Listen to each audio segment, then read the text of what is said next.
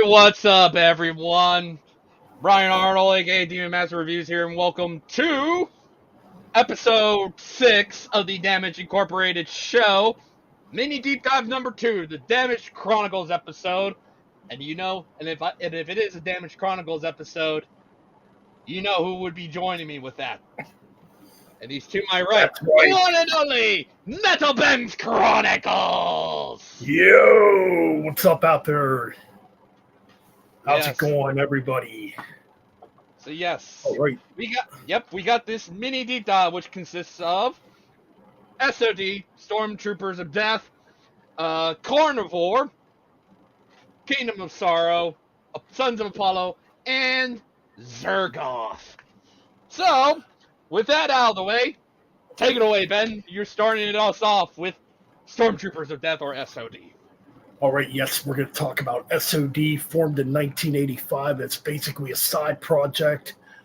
Around the time when Anthrax was recording Spreading the Disease, they decided to do this little side project. They got original Anthrax bassist Danny Wilker to come back for it, which is kind of weird because he was fired from Anthrax in 84. And this would have been around the time Nuclear Assault was coming up too, so yeah, they did this little project called SOD that lasted for a couple years. Originally, they put out a 63-song demo in 1985 called Crab Society North. That's right, which I'd love to get my hands on that. And not too long after that let's see, it was on August 20 or August 30th, 1985 on Megaforce Records. Yes. That's right. Produced by Alex Perry Ellis, famous early thrash metal producer. Speak English or Die Would Arrive. And yes. So the album's only 28 minutes and 41 seconds, consists of 23 tracks. Yeah. I will mention, we're not talking about all 23. That's way too many songs. Right, but yeah, really good album. A lot of standout tracks on here, man. And definitely an album that I say definitely led the path for what would become grindcore just maybe a year or two later. Starting in probably 1986, maybe late 85, with bands like Napalm Death, Carcass, Terrorizer, and bands like that. Yeah, Ron So, Sound, and all, the whole little shebang. So yeah, in and of itself, yeah, pretty much what I wrote. Basically, pretty much an influence on what grindcore bands would do, in that it's short, sweet, straight to the point. Absolutely. And man, I gotta tell you, man, for being a funny joke album, there are some damn good riffs on here by Scott and some fucking legendary riffs. Yeah, like the opening, March of the SOD, when he comes in, dude, that riff's so damn iconic, and it just sticks in your damn head, And then you got fucking tracks like Sergeant D that kick your ass. Kill yourself. I'd recommend that, by the way, but don't kill yourself. We don't recommend suicide. We frown upon that stuff. No, don't kill yourself. Absolutely. But another killer track, Milano Mosh, which early on they used that for Headbangers Ball for the intro. That's right. That the title track, Speak English or Die, which definitely could not be written nowadays. Yep. United Forces, Chromatic Death. A nice fucking blitzkrieg of speed.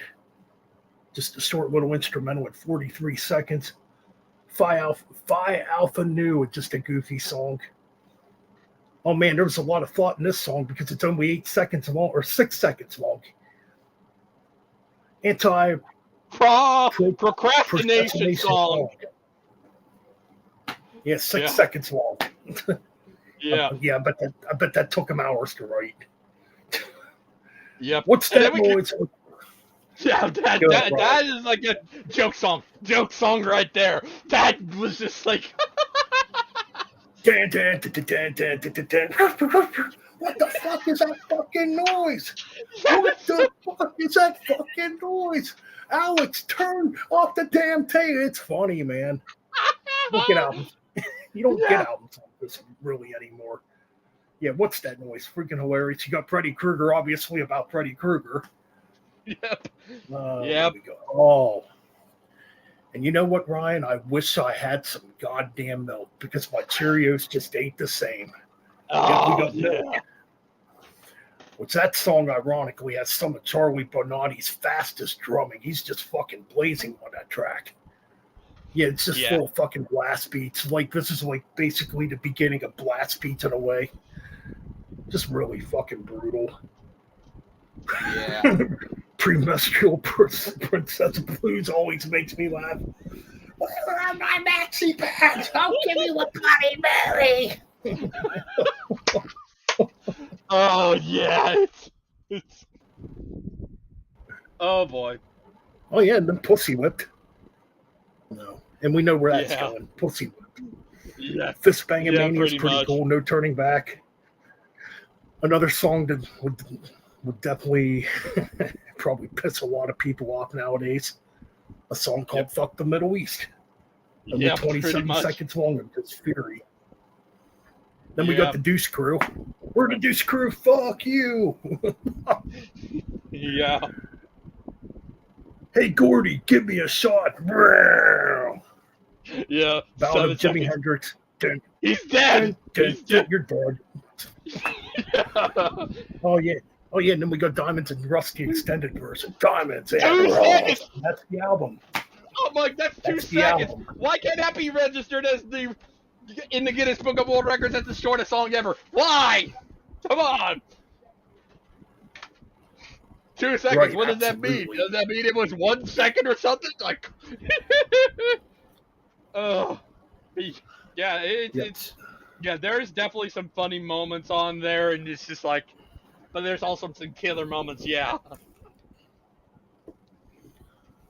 So then there's a 1980 or 92 reissue, which would make it 22 tracks. I'm sorry, with a track called "Ramming Up," which is very unpolitically correct. Inferno cover. It's a cover. Apparently, it's a cover. The 2000 reissue has a bunch of bonus shit on it. You got Identity and a track, which I think these tracks were actually recorded around the time of Bigger Than the Devil because it sounds like it. And you got the track Go, which is Go Fuck Yourself, pretty much. Yeah, pretty much. Just a bunch of live shit, nothing to talk about. Yeah. And that's your 50th. There's also 5th anniversary version, which I don't have. I got the 15th anniversary. Okay, so SOD would go on hiatus for quite a while. Actually, there was going to be a second album called US. You might need it. You're having you're having technical difficulties. You might need to switch over to the phone right now. Okay, let me see here. Hopefully that we good. Hopefully work if that. Yeah, so far we're good, but I definitely say get your phone on standby right now. So. Yeah, it's on standby good for now, in case anything happens. Yeah, we're on standby. And there he goes. Yep. But I think overall, pretty much I give this 9.5, but hopefully Ben should be back here. Hopefully. Apologies for that. This will be the one and only time we have technical difficulties. Let that be known. The one and only time there'll be technical difficulties. So yes. Oh, we got it in the chat. We got one person. Hopefully he'll be back here shortly. But yes, I guess I can carry on with some of the notes in between. After they're basically touring and all that stuff, there would be some touring, obviously. And then they had a one-off gig, and then they did. Yeah, apparently it's live at Budokan. Then they ended up, in some points, they end up getting back together again. That was for live at Budokan. Got back together again, and this would eventually lead to Bigger Than the Devil. Released May 18th of 1999 via Nuclear Blast. Yeah, they're on Nuclear Blast at this point. As you probably tell, or something like, seen the artwork for it. basically inspired or based on the number of the beast from Iron Maiden. So, yeah, hopefully Ben should be back here. There he is. He's back, and hopefully on the phone. All right, good. We're all good now. You there? We're all good. I am here. Yes, thank God. So, I'm glad I mentioned that. apologies. Yeah. But from here on out, we're not going to have any more fair. technical difficulties. It's going to be, he's going to have to do this on the phone from here on out.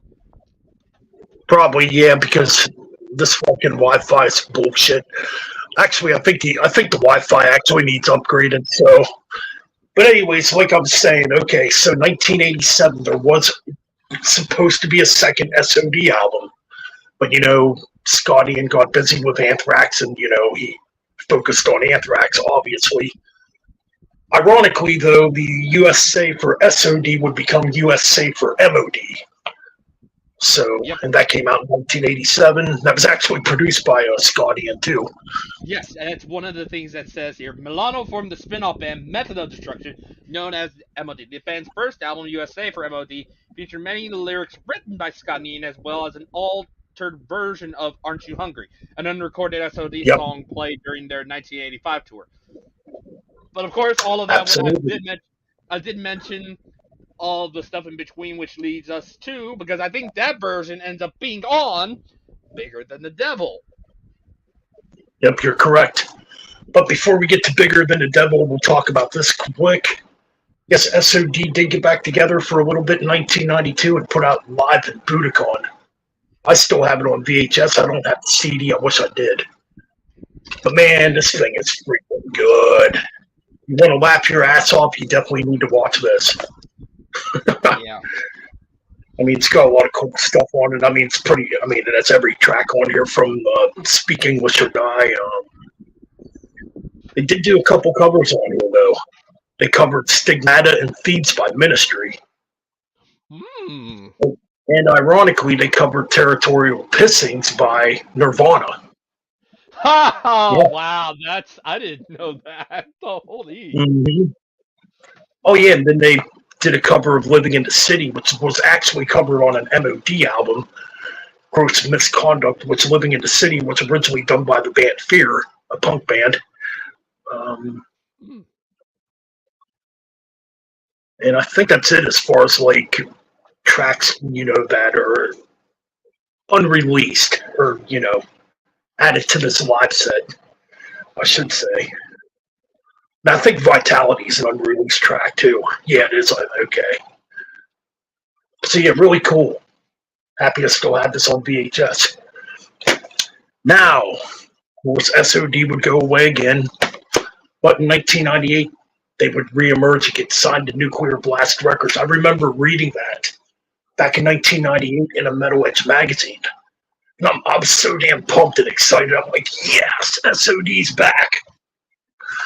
So then we get to 1999 with Bigger Than the Devil.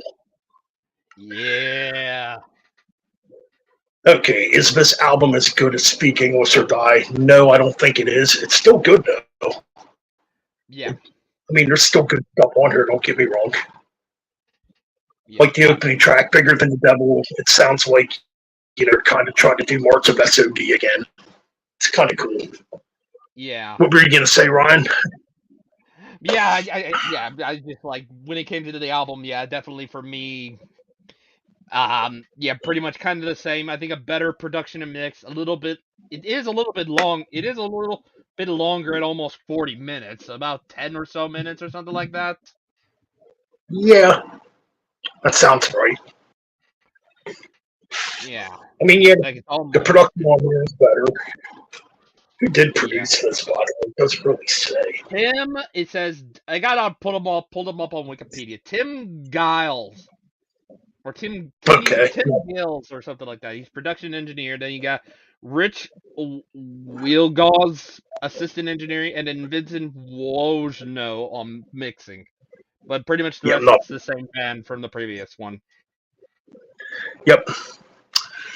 So yeah, this album, okay. Bigger Than the Devil, pretty much March of the SOD Part 2, at least to me it is. You got the Crackhead song, which is pretty funny. Another funny song on here, Kill All the Assholes. So yeah, there's definitely funny shit on here still. Yeah. I'm going to turn on my light for a little bit, actually, because... There we go. Okay. So we got Monkey's Rules. School Bus is really funny. And holy shit, is Charlie Bonatti beating the fuck out of his drums on that song. It's like, I don't know, it's probably like 20 seconds long, and it's just full, it's just blast beats the whole way through 36. It. Yes, it's 36 seconds.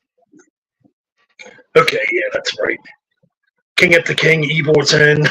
This one's kind of funny, too. Because they have a little parody of King Diamond in the beginning. Stopping at Burger King. Hi, welcome to Burger King. How can I help you? I'd like a Whopper with a pickle and an apple pie.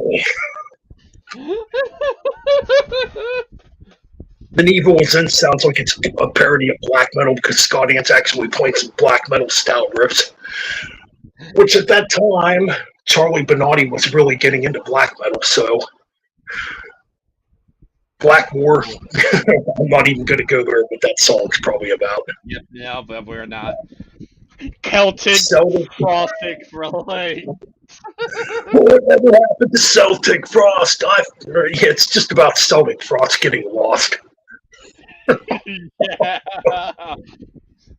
Then we got Charlie, Don't Cheat, which is, again, it's another fucking blast beat song. Yeah. Oh, what else do we got here? This is the song that don't go fast. Stupid but funny. Shenanigans. Dog on the tracks. 4 seconds. 4 seconds. Yeah, it's like 4 seconds long. Let's see, we got Xerox.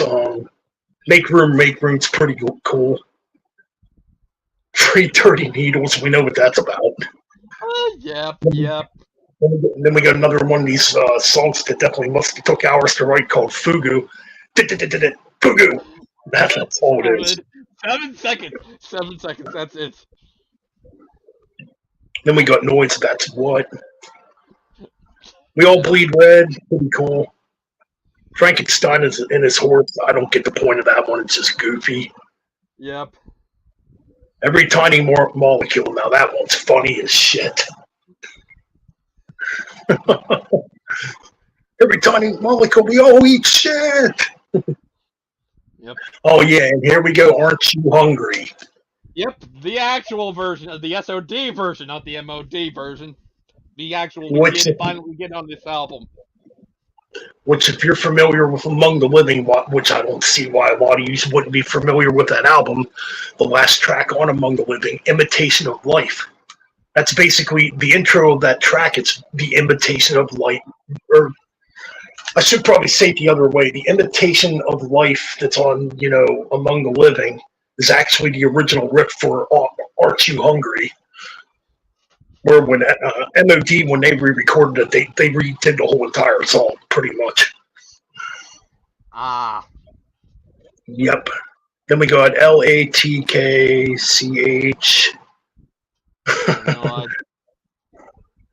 The Ballad of Michael H. I think that's the dude from Menace. Yeah, okay, yeah. Here's the thing about this. Both of them basically is like the other ballad with the Jimi Hendrix dead thing. He's dead. That's it. Nothing else about him. You're dead. Yeah, basically that's what the songs are, pretty much. And they feel like as well. Then we got the Ballad of Phil Hartman. You're dead.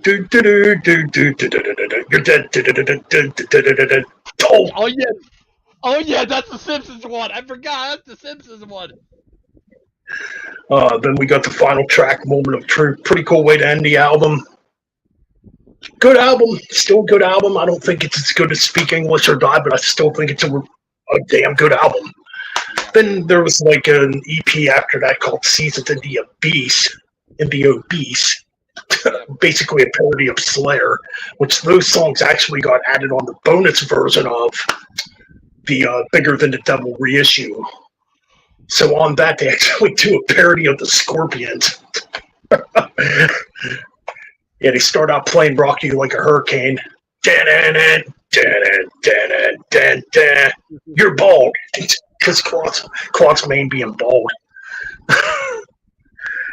Then they did a song on there called Raise Your Swords, which is actually a power metal song. That one, it's supposed to be dedicated to Manowar. It's actually a pretty cool song. And I forget what else is on that EP. I think there's something else on that EP, and I kind of forget it off the top of my head. But yeah, it's pretty cool, though. Then there's like a compilation that came out after that that's nothing to really talk about, and that's pretty much it for SOD. Yeah. Although they did put out another album, Rise of the Infidels. Yeah, that one. Nobody really counts that one, pretty much. I don't even. Nah, because it's basically a bunch. Yeah, basically, yeah, but even I think when Thralls did theirs, pretty much, they only counted the first. They didn't count this one at all. They did not count it. Yeah. No, to me, it's not really. Basically, Milano said that album would be the band's final release, and in October of 2011, Scotty was asked by Unrated magazine if there was any chance of another reunion, to which he replied, "No. I think I can safely say that, it was never supposed to be anything more than it was. As far as I'm concerned, we did too much with it. It started out as a comic book strip that I drew in the studio and then turned into this record that we made. But that's all that it is for me. It's the opposite of the damn things. For me, it was never meant to be a real band with a schedule and making records and touring. SOD was supposed to be the anti of that. It was supposed to just be about having fun and never having it turn into something real, where all of a sudden it's not just fun anymore. It becomes a job. It becomes a business. And I'm glad everyone around the world got to see it at least once, because in 99 and 2000 we played everywhere, and I don't feel the need to go out and do that again." Yeah. I mean, it was a fun project when it was around. I loved it. I mean, but yeah, that Rise of the Infidels, I don't really consider that a studio album. It's just basically a kind of like I don't want to say a greatest hits album. B-sides. It was basically B-sides. Yeah. Yeah, because there's on an album, pretty much. That's it. Yeah, it's not really. Pretty much. Yeah. So I never. Oh, go ahead. I'm sorry. By the way, the ratings, I give both of them a 9.5 out of 10. I mean, for me, Speak English or Die is definitely a 10 out of 10.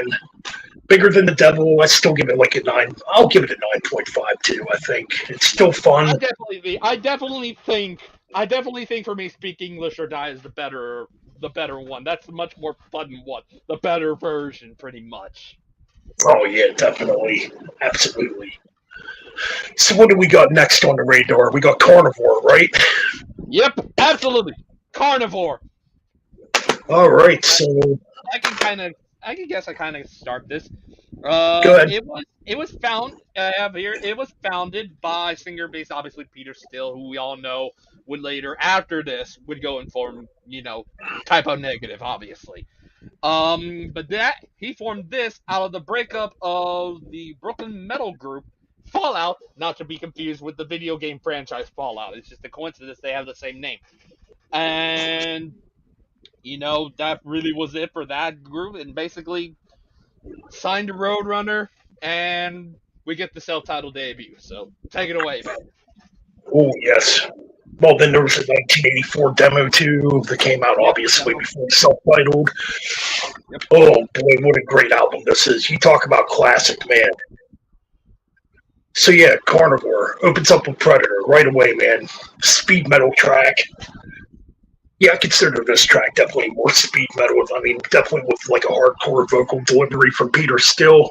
Really cool way to begin the album. I like it a lot. Then we get the title track, Carnivore. Yeah, the band title / band track, pretty much. A track about how Peter still loves to eat pussy. Yep. Self-explanatory. Yep, pretty much. Then we get another, then we get another one of my favorites on here. Mel, so what I must say. And this Good one, one. Yeah, Yeah, but go this ahead, one Bob. is kind of this one here, this song, Male Supremacy. It's all about 7 minutes or so long, but this one has a middle section that would be a reminiscent of what Peter Steele would do in Typo, and it even has some. I think this whole album has some Metallica moments. I think this one has some Metallica moments in it. I mean, yeah, I would tend to agree. Yeah, There's a section in there. I think it's right in the middle where Peter is singing what he would sing in Typo, pretty much. yeah, you're right. Yeah, like you said, that midsection in Mel Supremacy really sounds like what you would hear in the future, like, 5, 6, 7 years down the road when Typo Negative came around, which is really interesting. Then you got Armageddon, which is another thrashy tune. Good stuff. Legion of Doom, yeah, this one probably has kind of a Metallica vibe to it, maybe. Really cool stuff. Another excellent track on here, God is Dead. Now, this one has some melodic parts in it, too, which is kind of cool. Yeah, this one, that one, maybe a little bit of Metallica in that one, too. Oh, Thermonuclear Warriors, holy shit, you talk about kick-ass, and then you got the ending tracks, World War III and World War IV. Damn, good stuff. Good stuff. Yeah. Another great way to end this debut album. Yeah, if y'all never heard Carnivore, man, you gotta fucking listen to Carnivore. Yep. I give this a 9.75 out of 10. Absolutely love it. Yeah, like I said, there'd be moments of where it would be sounding like Typo Negative, but it's a lot like, because we just got done with them, there's some SOD moments in there. There's the Metallica in there. Even I think I don't know what songs there were on there, but there are some semi-harsh style vocals. Yeah. Pretty much on every track.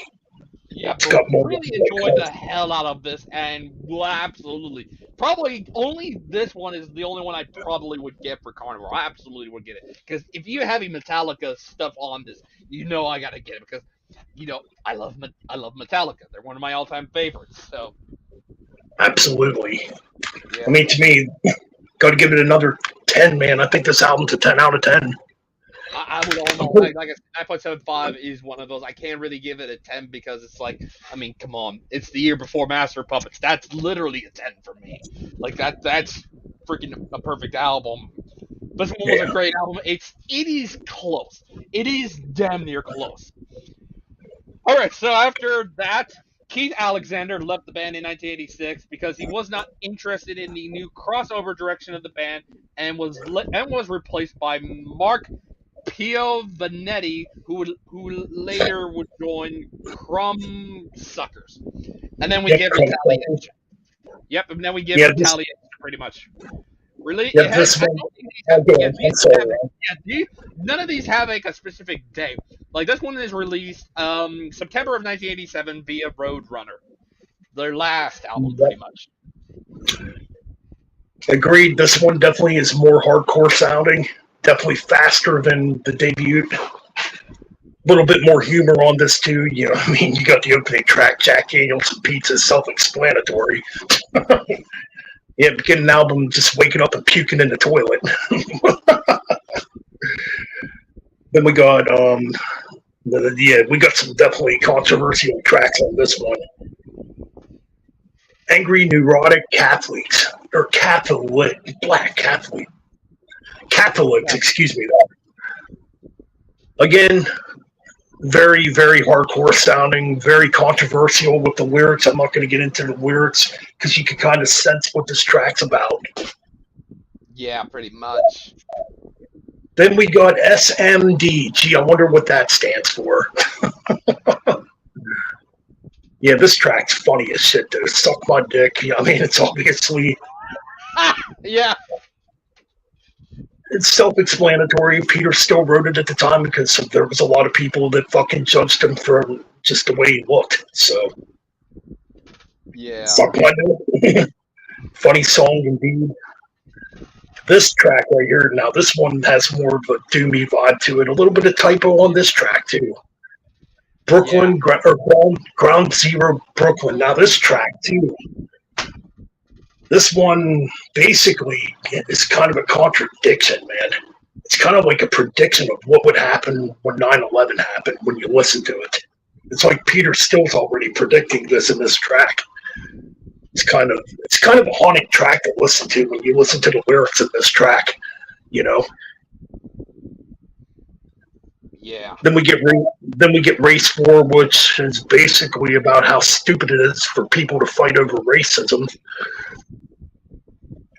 But yeah, one of them political songs. I'm not going to get totally into the lyrics. Inner Conflict. Now this one kind of has like a Black Sabbath vibe to it. I thought pretty doomy. Same with the next track, another controversial title, Jesus Hitler, basically about what a piece of shit Adolf Hitler was. Yep.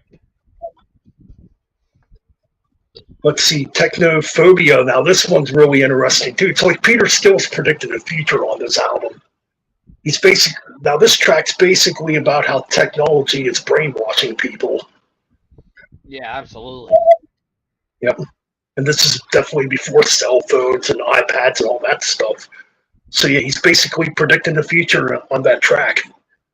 Manic Depression, Jimi Hendrix cover, pretty cool cover. I like it.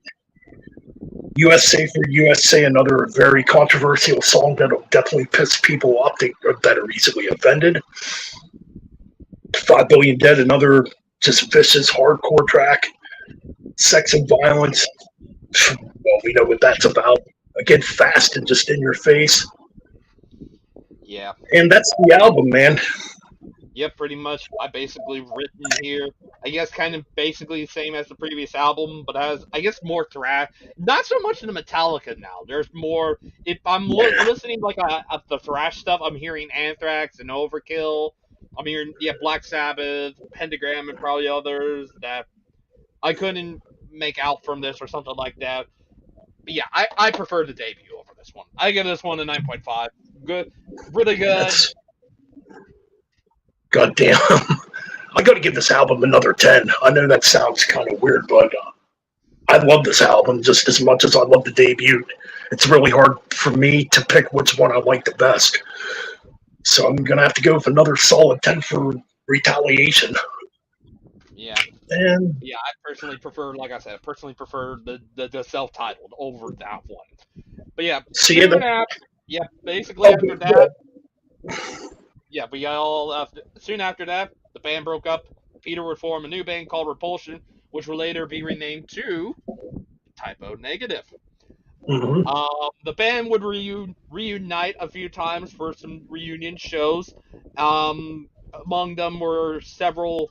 I think one was at an appearance at the 1996 Milwaukee Metal Fest, plus several shows Yep. from 2006 to 2007 with a new four-piece lineup.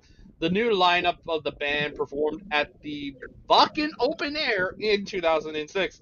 And then, Mm-hmm. I think before that, but they haven't put out the album out yet, but there is another lineup that's called Carnivore AD, featuring original Mm-hmm. drummer Louis Beto and guitarist Mark Piovanetti, along with secondary drummer Joe Bransford sharing drum duties, and also introducing new member Baron Misuraka as the bassist/vocalist.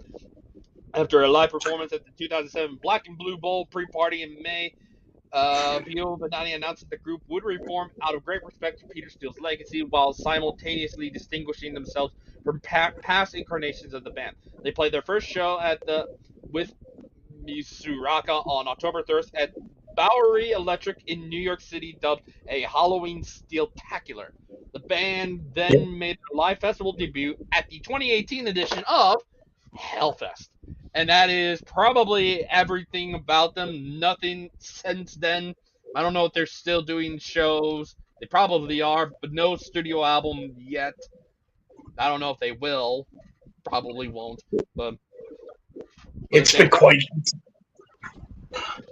Yeah, sorry, go ahead. It's been quite a few years since I really heard anything from this incarnation of Carnivore. I did hear some live footage of it though.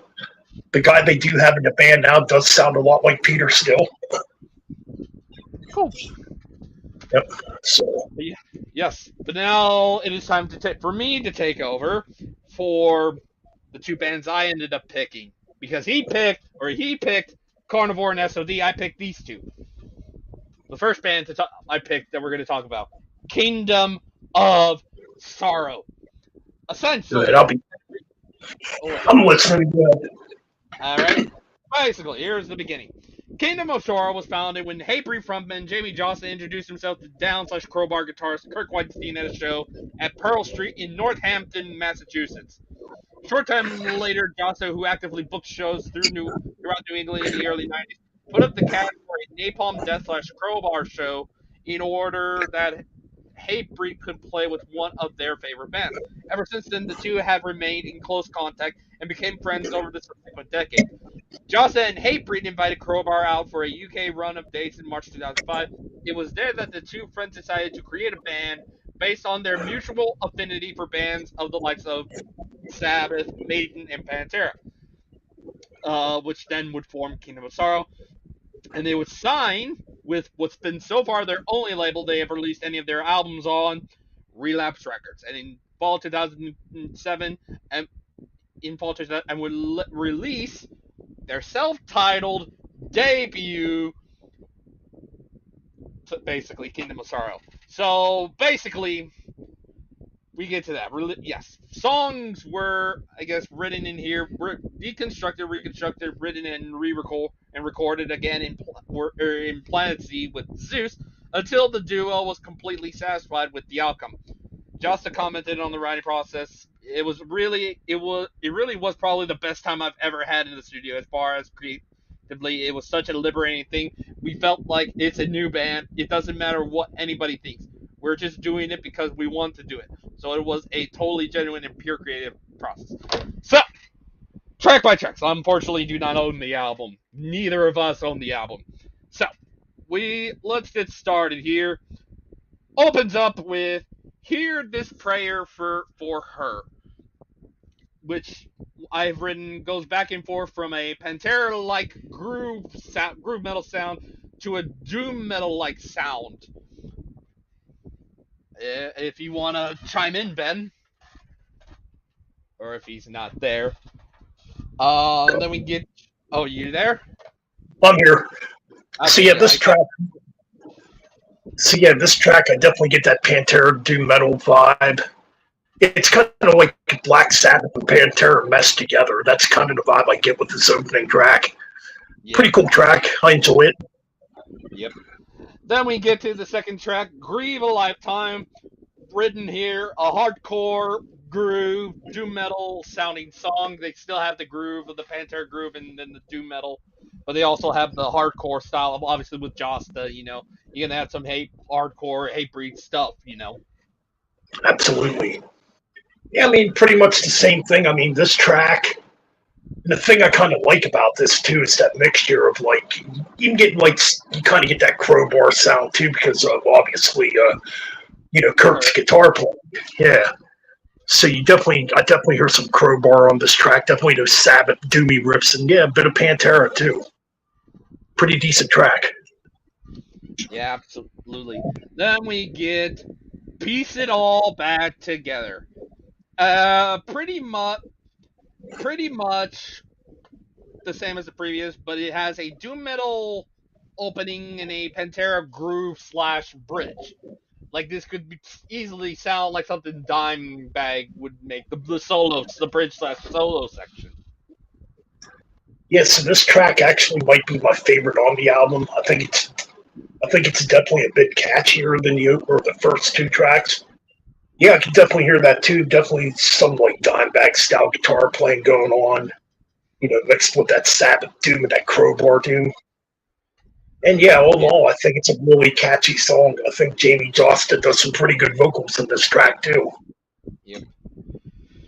Then we get into, I guess there's 2 songs on here that end up getting music videos. This is one of them. Lead into Demise I thought it was a pretty cool music video where it was like, oh, SWAT come and got this girl, and it ended up being kind of a swerve at the end where she's pointing the gun at him or something like that. Like they handed her the gun and she was pointing at it. It was cool.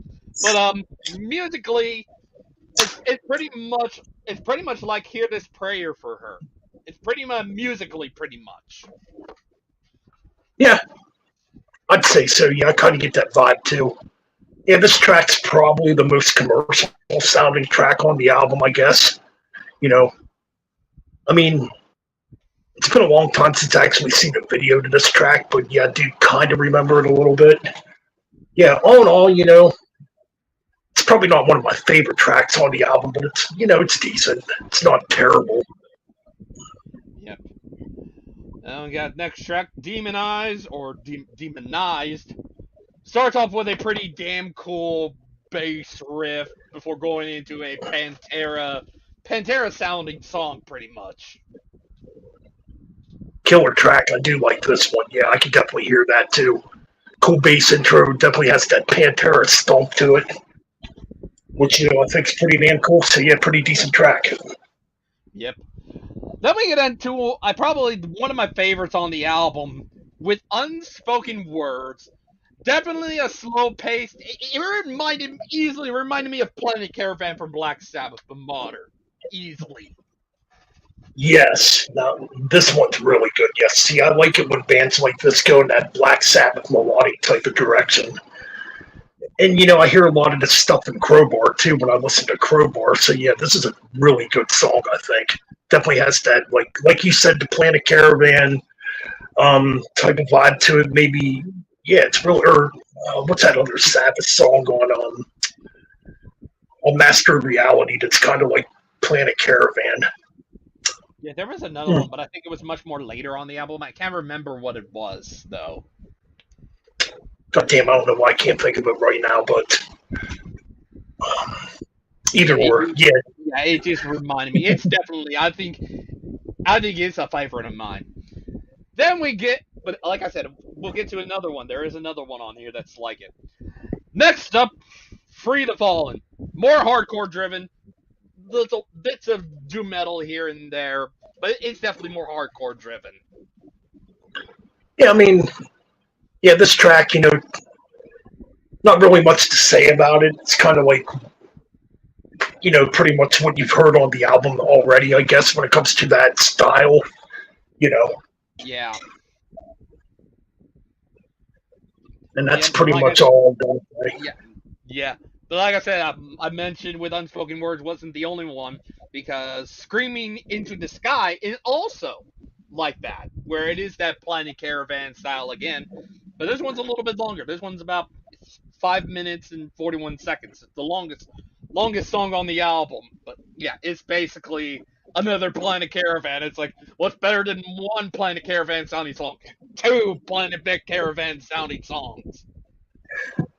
Yeah, kind of cool, but I think really you only needed one track like this on that album. Which one's better? Kind of hard to tell. I will say with Unspoken Words is probably the better one of the 2. Yeah, I would actually agree with that. Yeah. But yeah, I don't think there was a need for 2 songs like that on this record. But Yep. Then we get to Lead the Ghost Astray.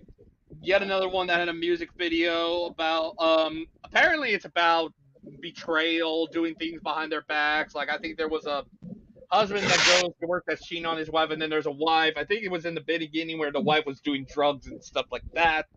But it's like, but musically, that's a music video. But musically, it's hardcore with a doomy outro. It's a good song. I like this one. Yeah, this one's definitely hardcore, kind of has a bit of a hate breed sound to it. I mean, like you said, the ending's definitely doomy.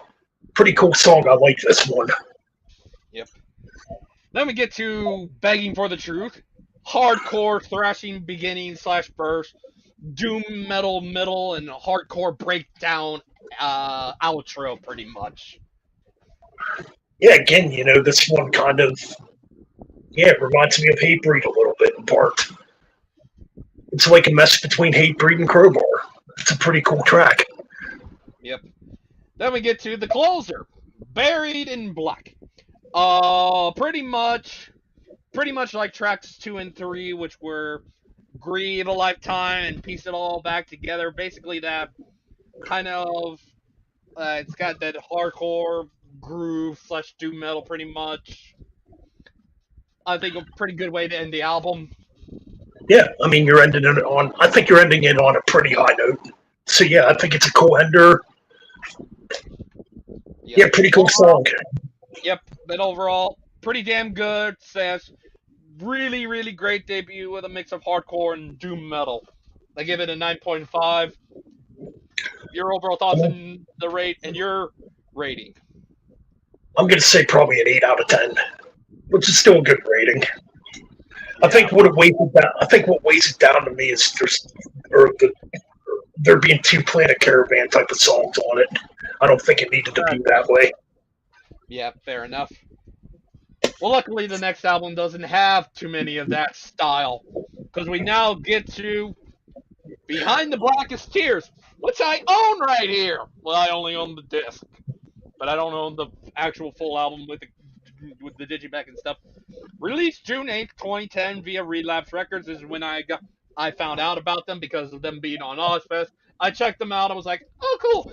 Bear in mind, in the late to early 2010s, sites like LimeWire still existed. So I was like, no offense, I'm going to say this, but I was like, oh, okay, I want to hear a couple tracks on here. And I was thoroughly enjoyed with what I was hearing for this. So eventually I went to a record store and ended up buying it. This is the copy I have. This is still here. I still have it to own. It's still in good condition after freaking 14 years. So let's get into this, shall we? Starts off Enlightened to Extinction. Starts with a very slow pace. Let's do it. Because I have good memory of this one. Starts with a groovy and doomy, a very slow paced, groovy and doomy riff that would eventually lead before picking up pace that stays throughout, basically the same style. My God, just the vocals and how the music would sound and stuff like that. Definitely, probably a tasty guitar solo too on this. Absolutely, this track is absolutely killer. I mean, definitely a better opener compared to the debut album. This song's cool. I really like it, man. Like you said, that guitar solo is really fucking good. Yep. Then we get to another favorite of mine, God's Law in the Devil's Land. Oh my God, I fucking love it. Freaking doomy but catchy and groovy. Fucking love it. Kirk's vocals are like, I love it. Oh.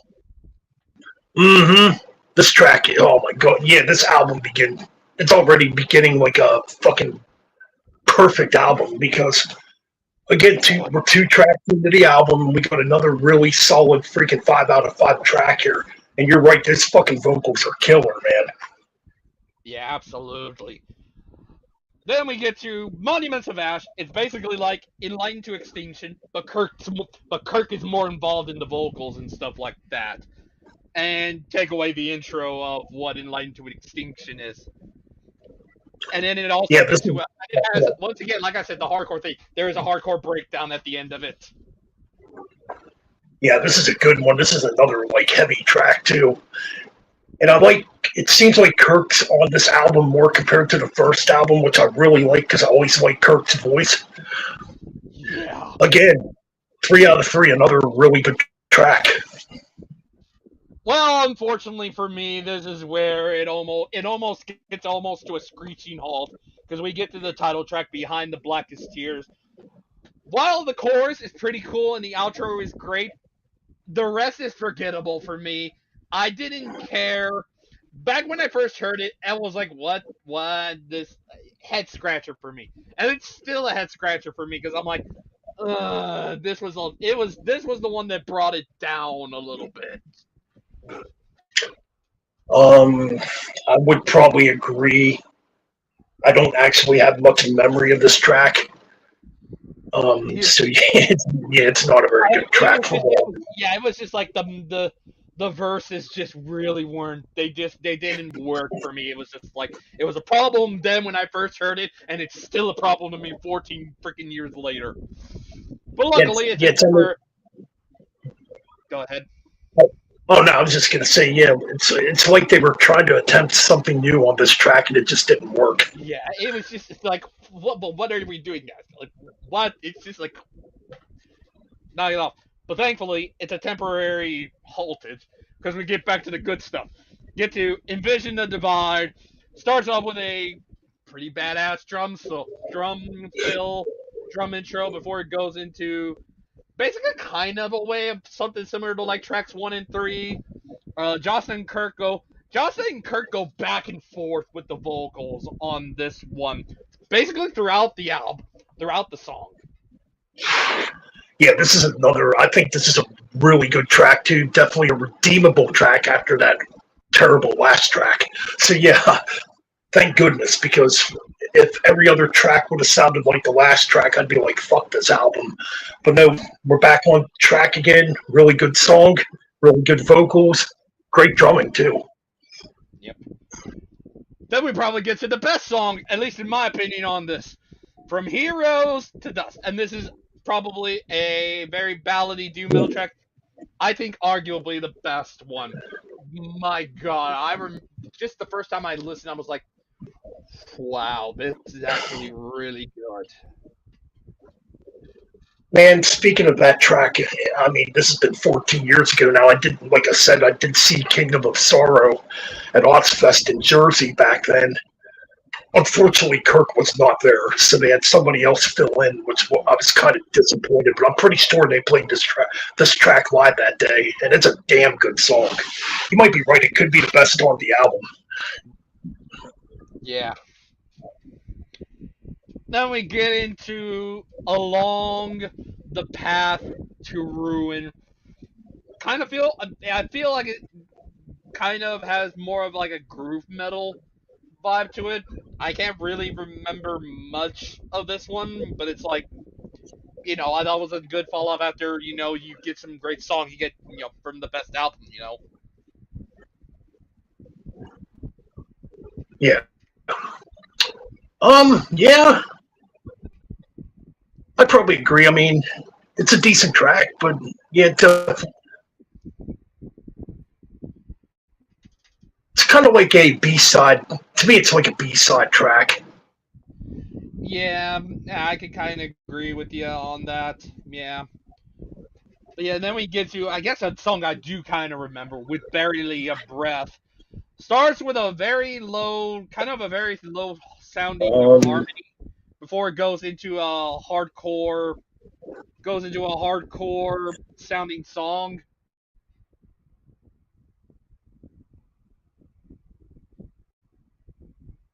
Oh boy. Don't tell me we're having more technical difficulties.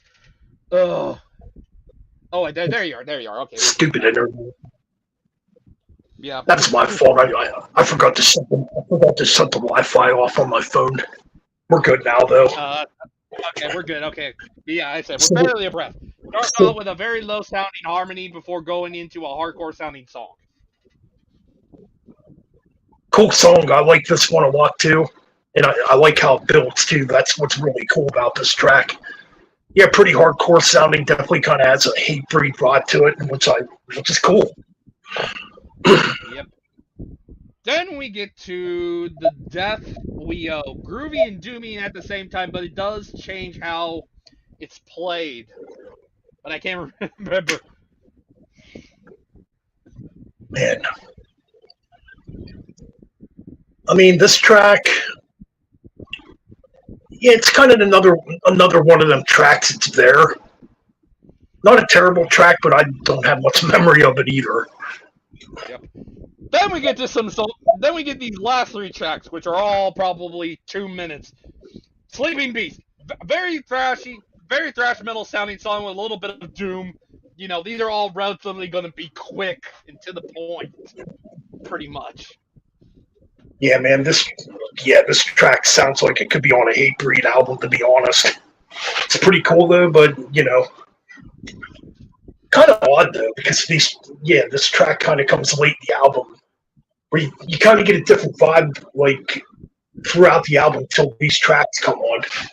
Yeah, till these like you get some slow, you get some more. They may be short, but they feel more slower. But when you get to these last three, it's like okay, all hands on deck, freaking short songs and stuff like that. Yeah, The next one, Torchlight Procession, a short but very groovy doom metal track. cool track, good track. Don't have much to say about it. Then the album closes with Salvation Denied. Second song that opens with a drum fill, but then leads into an absolute thrash metal sounding song, a very thrashy, pun intended, way to end the album. This is a damn good way to end the album, I think. Ended fast and furious, aggressive. Yeah, this track too, man. I think could have been a Hatebreed song also. It's pretty cool. Yep. But yeah, overall, absolutely love the album. Leaves me wanting more. I wish they could make more because, like I said, they're the only band on this that we have done that is, in a way, still active. Because I've been clamoring for more. I'm like, I want more of these guys. These are awesome. Yeah, it says they're still active. So. Yeah, definitely an improvement over their debut that leaves me wanting more from Kingdom of Sorrow. I give it a 9.5. Like I said, because it would have been perfect had it not been for the title track. Right. I mean, for me, it gets a 9 out of 10. Still a damn good album. I mean, besides that one track that's fucking horrible, yeah. And there's a couple tracks that are kind of, yeah, and there's a couple tracks that are good, but they're there. You know what I mean? But it still gets a fucking 9 out of 10. Yeah, but it's definitely an improvement. And like I said, I wish they would make more. I want more of this. Come on! I want more. Like I said, I think they would continue touring. And then pretty much, there hasn't been much. I think Josta is so busy with either Hatebreed or his solo stuff. But I do know I think they did a track on I think both did a track on a Josta solo album. I can't remember when. But I think you're right. Yeah. Yeah, but then I think when because they got the Belmore brothers on here, and they have a project with Many Eyes, and I mentioned about the band, about Kingdom of Sorrow, and I think there might have been he said something about Kirk was showing him stuff, but I don't know what came of that. But it got me like, oh my god, maybe, but for now, they made two great albums that I'll definitely would get. Now we get from a band that is kind of still active to a band that is definitely not active anymore. Sons of Apollo. Obviously, absolutely. Yes, we get to the beginning. Obviously, it's Shriny and says here. Shriny and Portnoy played together obviously, they Dream Theater, obviously. They only did, two albums together? Obviously, one of them being probably one of the greatest epics of all time, A Change of Seasons, obviously. And then he was on Falling into Infinity, which a lot of fans, it's kind of, you can't really know what to say about it, but it's there. Yeah. But then obviously Shrinian left, they end up getting Rudes. Portnoy eventually left, and he was obviously, we all know he rejoined last year.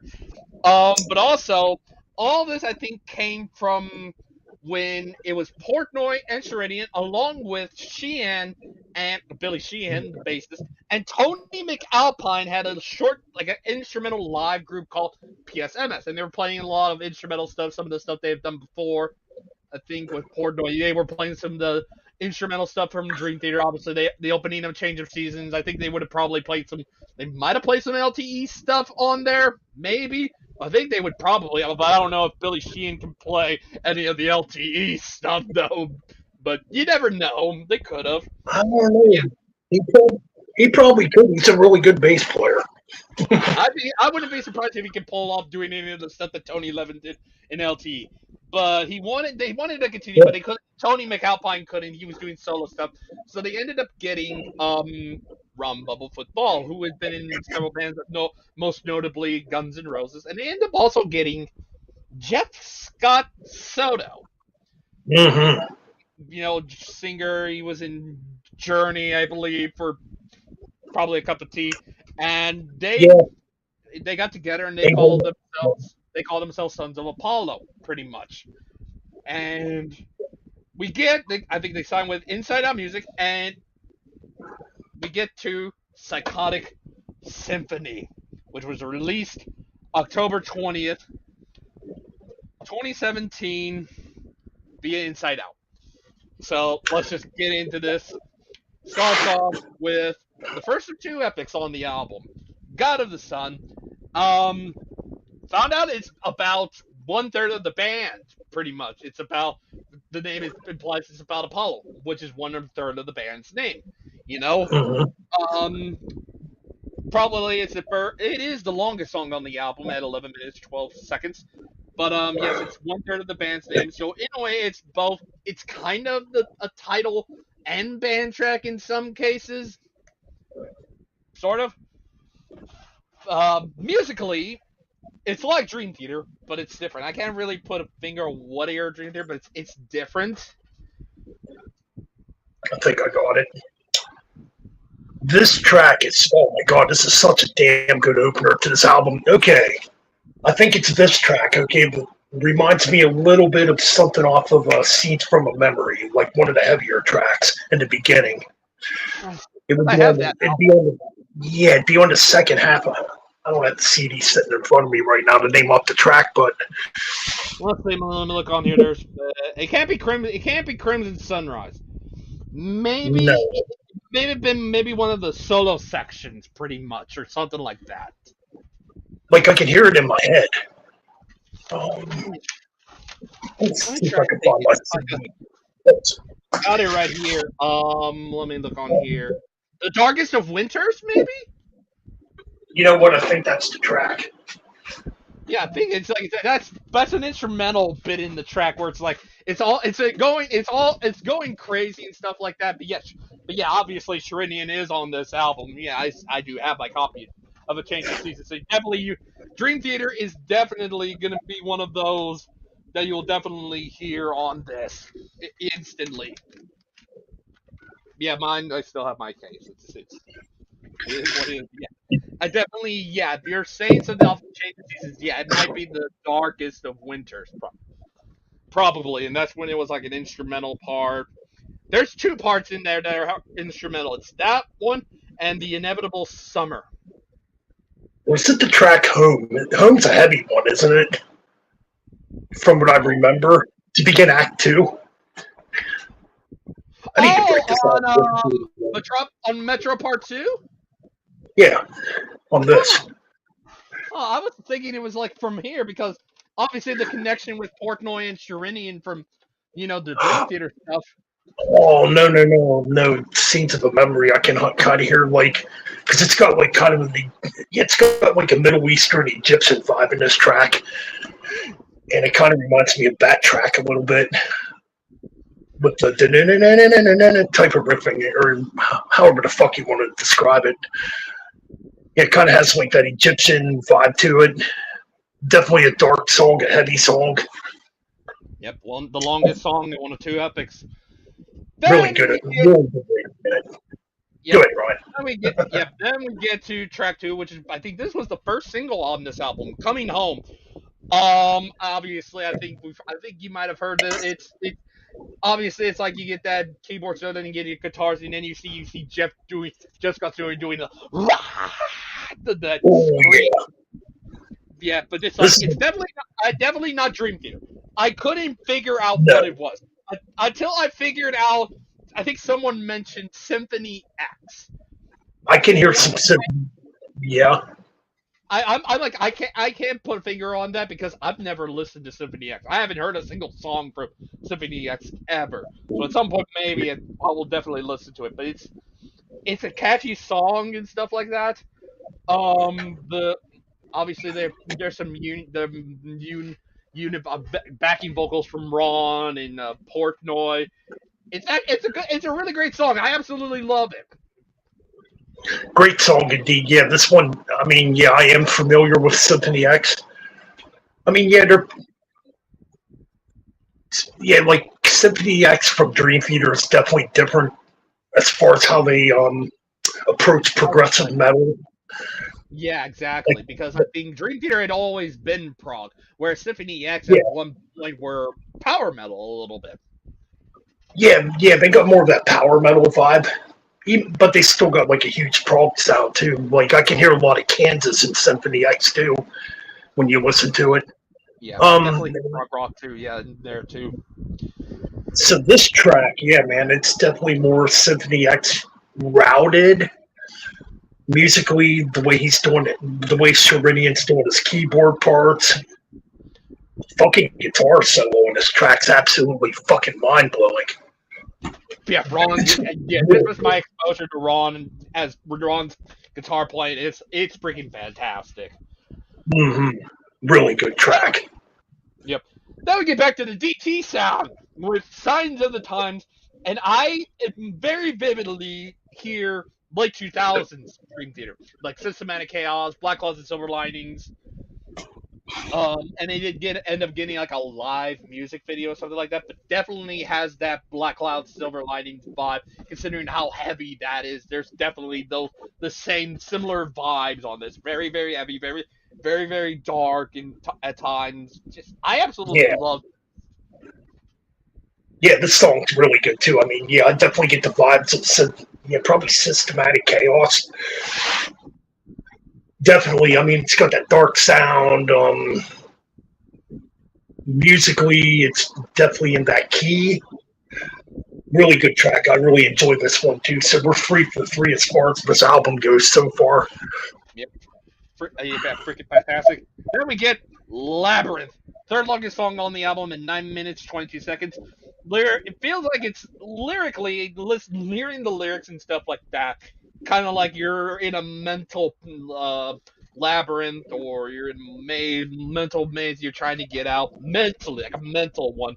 Just like I hear the words inner and stuff like that. I'm like, oh, inner self or something like that, or something like that in the lyrics. I'm like, oh, it's like a mental labyrinth.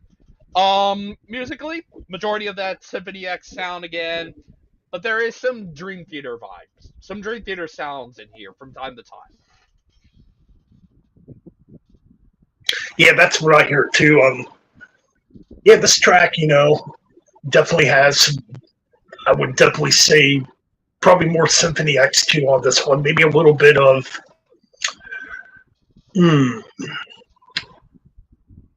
I'm gonna say, yeah, Symphony X. Maybe a little bit of.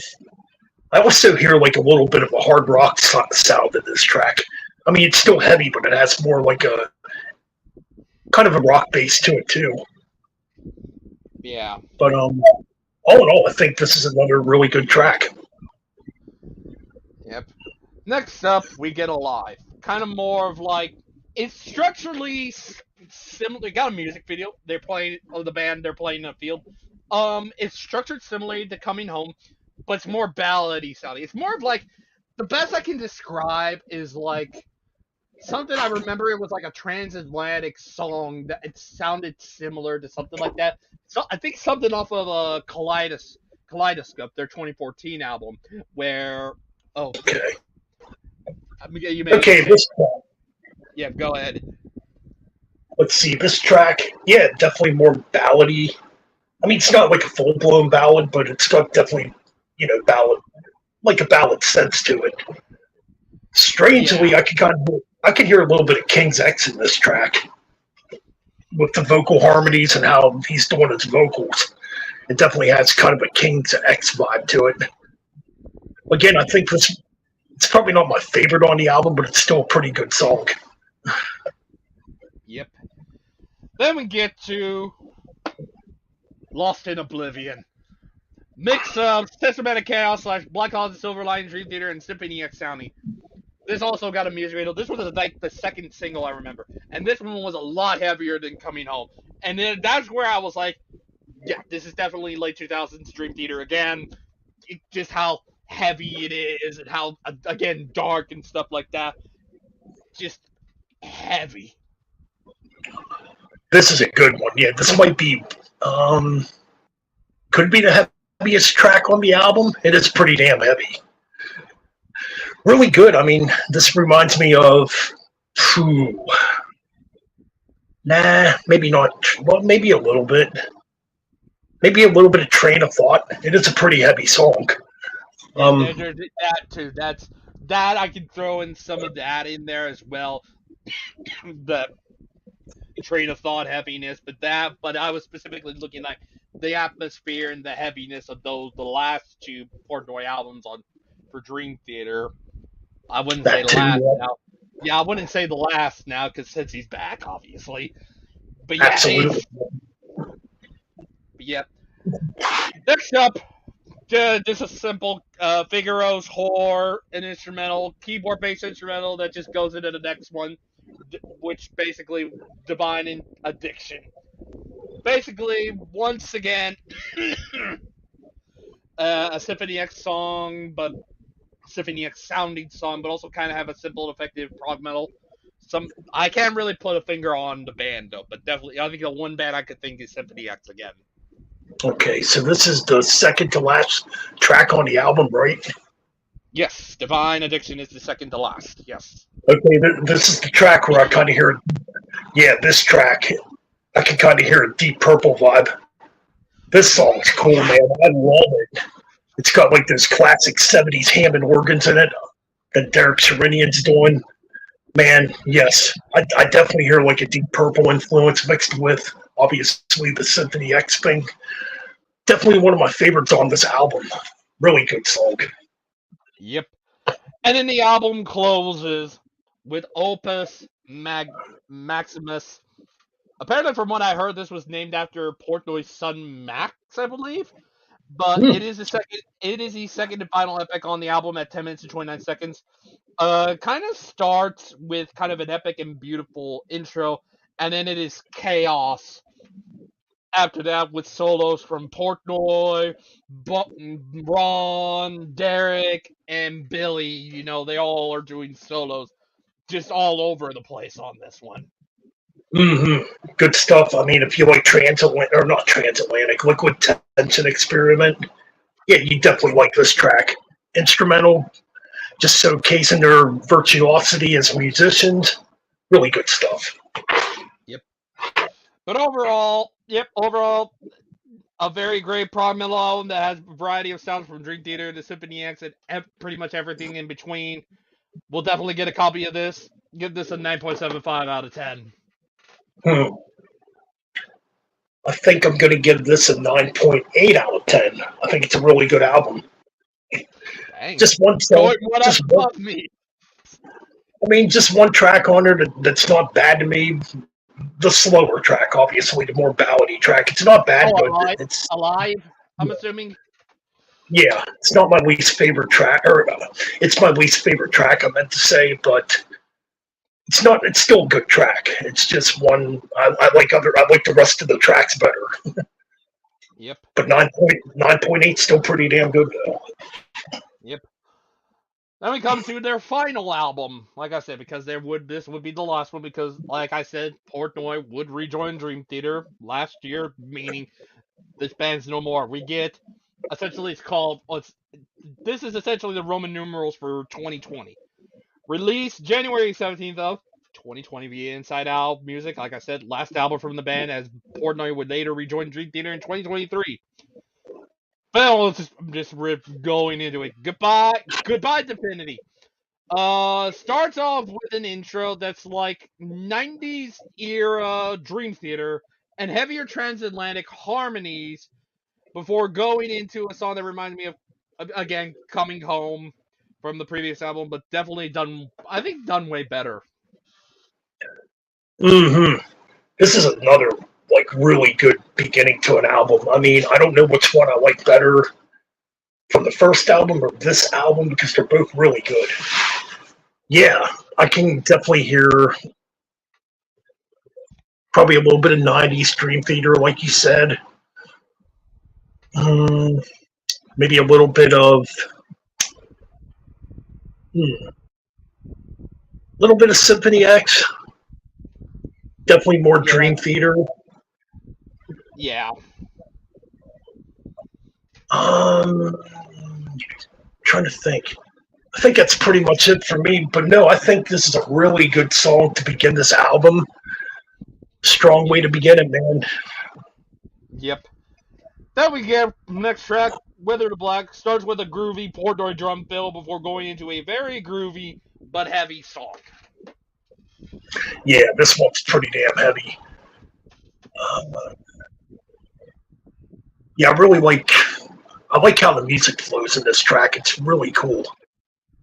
Groovy, heavy, fucking excellent guitar solo. I only just realized it, but there is a connection to it, and because of that, this has Wither to Black, and I think there was a song on freaking Black Causes Over Linings called Wither, and I'm like, could that be a response to that? That would be. I'm just like, that's kind of a coincidence. They both have Wither in the names. Hey, that could be a possibility. Yep. Anyway, no, I think that's cool. Good. Anyway, get to Asphyxiation. Basically, it's Coming Home Part 2. In some way. Fucking cool. Yes. This is a really good song, too. I like it. Yeah, I can hear that, too. Definitely Coming Home Part 2. This one, I can definitely hear like a bit of hard rock in it, too. It's still heavy, but it has some more rock sensibilities to it, too. Some good fucking... everything's good in this track, I think. Just solid stuff. Yep. Then we get into Desolate July, and I know the lyrics are probably... I pinpointed the lyrics about this at some point. I wrote the lyrics, while probably being about something else at the time, they feel like a direct message to Portnoy now with him rejoining Dream Theater. That's what I'm looking and listening, seeing the lyrics of that. I'm like, this feels like a direct message to Portnoy. You know what? I kind of get that vibe too. There's definitely there's something being told in this track. Yeah, yeah, I'm like, it says July. Didn't Dream Theater announce Portnoy rejoined in July? I think that might have been the case. I don't know. I'm gonna have to look on. I'm gonna have to look on Instagram, and if it did, I'll be like, "Oh, that's gonna be something." Where did they mention about him rejoining? No, oh no, wait, it's October. He rejoined in October. No. Yeah, I was gonna say I didn't think it was last summer. I thought it was around September or October. Yeah, it was around October. Yeah. But yeah, this track. That would have been a coincidence, though. That would have been a coincidence. Definitely. This track is. This is a really good track. It could be one of my favorites on the album, to be honest. It's definitely a meaningful track, you know. Yep. Then we get into King of Delusion. This is one of the longer songs on here, second longest, 8 minutes 48 seconds. This one's kind of a long one that I wrote down. Starts with both the sound of the previous song and the keyboard solo, before going into a very Train of Thought era Dream Theater / Coming Home from the previous sounding song, without heavy and sort of kind of thrashy it sounds.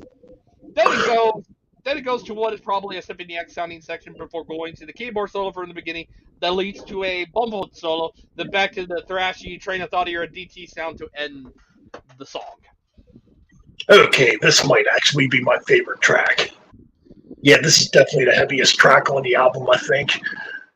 Like you said, I can definitely hear some thrash in this track. I can hear some neoclassical playing in this track, which is similar to like Ingwe Malmsteen or Symphony X.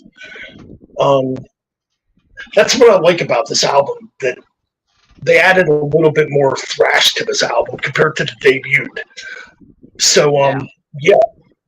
This song just fucking, it's epic. It's really good. I absolutely enjoyed it. Yep. Then we get to Fall to Ascend, which has Portnoy drum solo that leads into yet another Coming Home sounding song. However, it does have a cool Stevie Ray Vaughan sounding guitar solo from Ron Bumblefoot Doll. God damn, this song's fucking good. Just because of that guitar solo. Holy shit. Yeah. This guy is so damn good. He's like one of them guitar players, too, that never gets talked about. I don't get it. And the dude's good. But yeah, that's what actually really made me like this song a lot too. I mean, don't get me wrong, the rest of it's good, but that fucking guitar solo, damn. Yep. Just great stuff. Yep. Then we get to another cool song on here, Resurrection Day. 90s, 90s era prog metal sounding song. Not specifically Dream Theater. It could be of the time. It could be of Queensryche. I think there's some Queensryche. There's some Fates Warning in this, but it also has a cool guitar, keyboard, and bass solo on it. Mm-hmm. This is oh my god. Yeah, this is another absolutely incredible song. Just the way it's structured. I mean, yeah, it kind of has like, yeah, kind of like maybe a bit of a Queensryche vibe to it. Yeah, it's just a good song. I mean, the guitar soloing is so damn good on this, and the interplay between Sheenan and I don't know why I can't think of the guitar player's name right now. Bumblefoot. Yeah, Ron Bumblefoot. That's it. Really good stuff. I really like this track. Yep. And then we get to the final. Yep, we get to the final song from this band, the final song on the album, their final song ever, and it's their longest song ever, New World Today, which I've pretty much written. The longest song on the album, longest SOA, Sons of Apollo song ever, and the final song they'll ever do at 15 minutes and 50 seconds. And I have this, basically, it's kind of in 5 sections. First section sounds like late 90s Dream Theater with how the instruments sound. Second section, the Coming Home sound once again. Third section, Glass Prison sounding. It had that Glass Prison sound, but it has vocals and it has a Rage Against the Machine style guitar solo. And for some odd reason, a shreddy bass guitar solo in that one. Fourth section, the Glass Prison, it's kind of like rhythmically, it's like the beginning section of Glass Prison, where it's like that. What's that one song before? It's like the big intro solo, the first guitar solo on Glass Prison. You know that kind of that.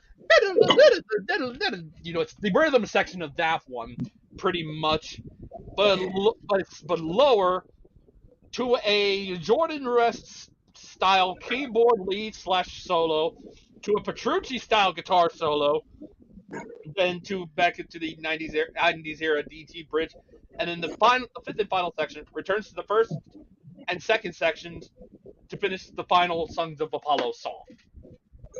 Okay, maybe I'm a little wrong here. This is actually my favorite track off this album. This is a perfect song, like everything about it. This sounds like a Lost Dream Theater song. That freaking intro, Jesus Christ, it's so atmospheric. Kind of reminds me of Shine On You Crazy Diamonds from Pink Floyd a little bit. That fucking guitar solo in the beginning is so damn godly. Jesus Christ. Then it gets heavier, yes. Yeah, it's like a story, obviously, like a Dream Theater song. I even hear, like, in the midsection, there's a little thrash part in the midsection, too, which is really cool. Yeah, I mentioned the Glass Prison section or something like that. Yeah, it's definitely thrashy. Then oh, Jesus Christ, everything about this song is perfect. Great way to end such a great album. Final album from them, yep. Overall thoughts. Despite this being the last Sons of Apollo album, and that they'll probably never make another one, if not for a long time, they went out with a banger of an album that, once again, I'll get a copy. I originally had this be 9.75, but Okay. I just changed it to a 10 out of 10. Damn, I guess we're reading each other's minds right now, because to me, this is a 10 out of 10 album. It's that damn good. I'm like, everything about this now, just talking this with you, it made me think that now, 10 out of 10. Love this album. Like I said, they went out with a banger of an album, pretty much. I mean, I could argue this is better than a lot of Dream Theater albums. And there's a lot of good Dream Theater albums. Well, yeah, well, obviously, it's going to be better than the Astosh. It's definitely going to be better than When Dream and Day Unite. It's probably going to be better than Falling Into Infinity. It's probably going to be, you know, there's some stuff in the 2000s that probably aren't. I would definitely say, yeah, but I don't think, not all of them, but maybe a good, I would say a good chunk of them, not majority, but a good chunk of Dream Theater albums. Right, absolutely. All right. And we're up now. We're at Zergoth, and I'm going to let you take this one on your own, since I have not had any time with this album. But I'll gladly listen to your review, and I do intend on doing a review of these on my channel. Yes. Yes, it's just me for this one. I'm doing this as a basically essentially a thank you because obviously Hoover's the one that I ended up getting this laptop and stuff like that. So as a thank you to him, I ended up buying these and I'm wanting to do this for him. So Hoover, if you're watching this, this is my way of saying thank you. So let's get started. I just took basically the description of the band from their Bandcamp. Basically, conceived in early 2009 out of a mutual compassion for metal between founders Carlos Enriquez and obviously Hoover. So we start this off with this album, released independently on November 12th, 2010. These are all where it says on the, even though the printing says, if I could show it, says 2011. Yeah, it actually was released in November of 2010. So I'll get into the track by track. Starts off with Unlikely Force.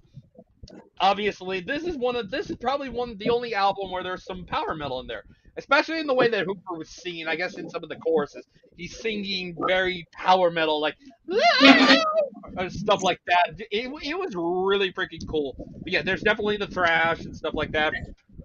Then we get into Strange Stuff, short but very very thrashy.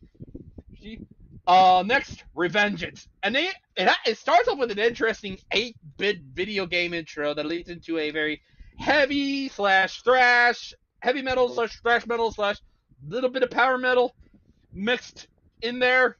Then we get to Wakala, heavy metal sounding instrumental.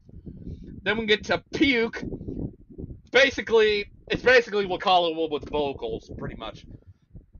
Then we get to The Drive, probably one of the more, I think for me, one of the more pointless songs on here. Acoustic and synth metal song.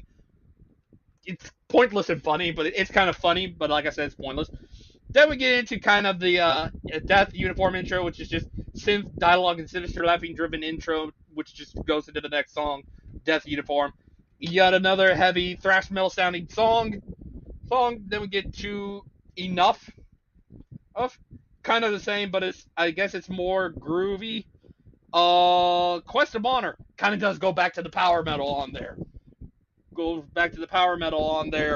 And with the heavy and the thrash and stuff like that. Even it had a solo that sounded like a voice box or something like that on there. Then we get to the title track. Very instrumental, very Iron Maiden-esque for me. Sounding instrumental with the intro and the rest of the song, basically sounding Maiden, pretty much. The overall for this, outside of the first and last two tracks having something more of like Iron Maiden power metal and stuff like that, the rest is really good thrash metal and heavy metal. Definitely recommend checking these guys out. Hoover's band out. You definitely need to check it out. I give it a 9.5. Next one, the final one, Thrash Odyssey. Once again released independently, although I think it was on a label at one point, but I guess not anymore. It was released independently on February 13th, 2009. Just get into it. Eve of Odyssey, definitely full on thrash metal.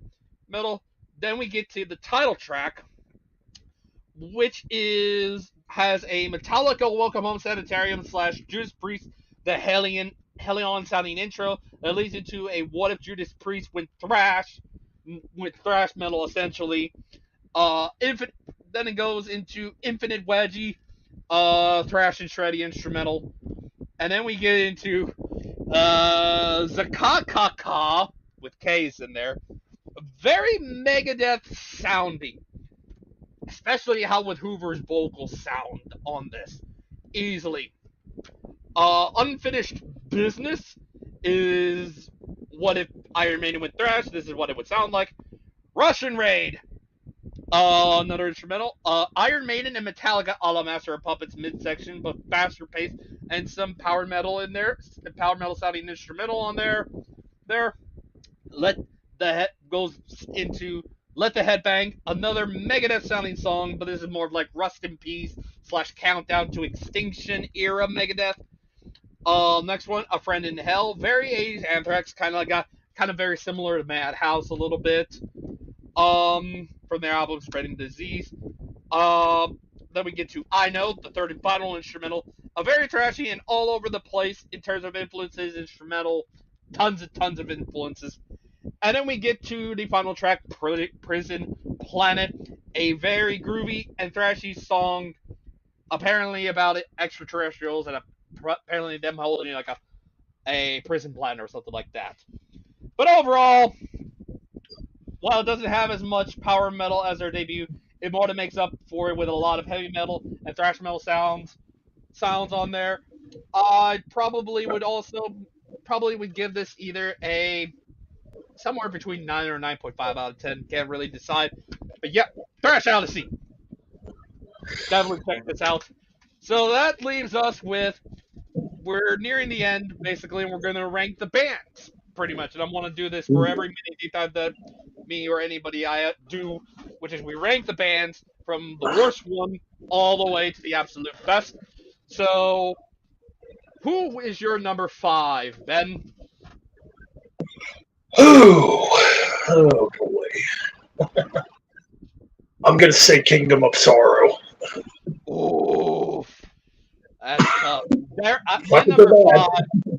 Yeah, my number 5 is Stormtroopers of Death.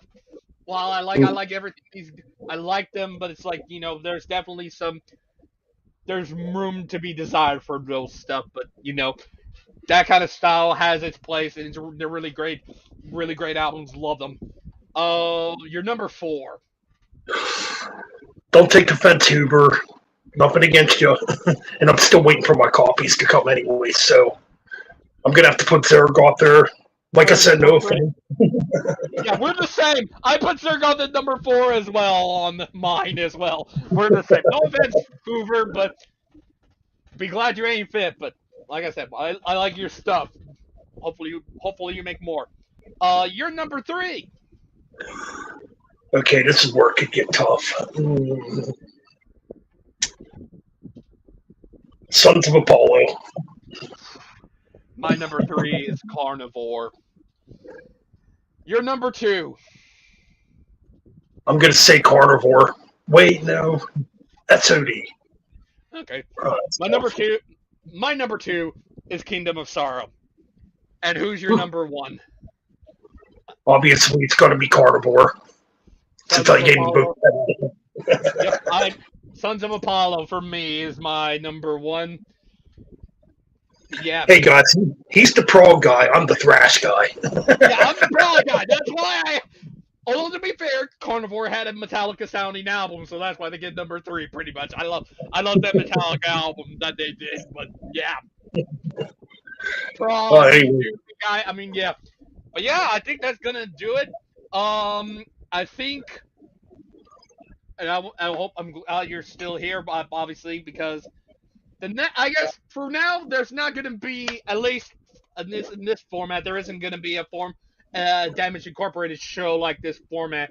For the next episode, probably it's going to be, I think the next one is going to be more game related. I still got to figure that out, but the next one, the very next one after that one, the Bruce Dickinson Deep Dive. Ooh. That's gonna be good. All 7 of his studio albums, including the new one. The new one, yep. Hell yeah! Project. All 7 of them. We were going to originally just do a review of this, but then I was like, fuck it. Let's not just review that. Let's talk about all of them. And we are still going to look for people for that. Well, obviously, I'm probably going to have Metalben with me, but I'm still got to figure out 2 more people.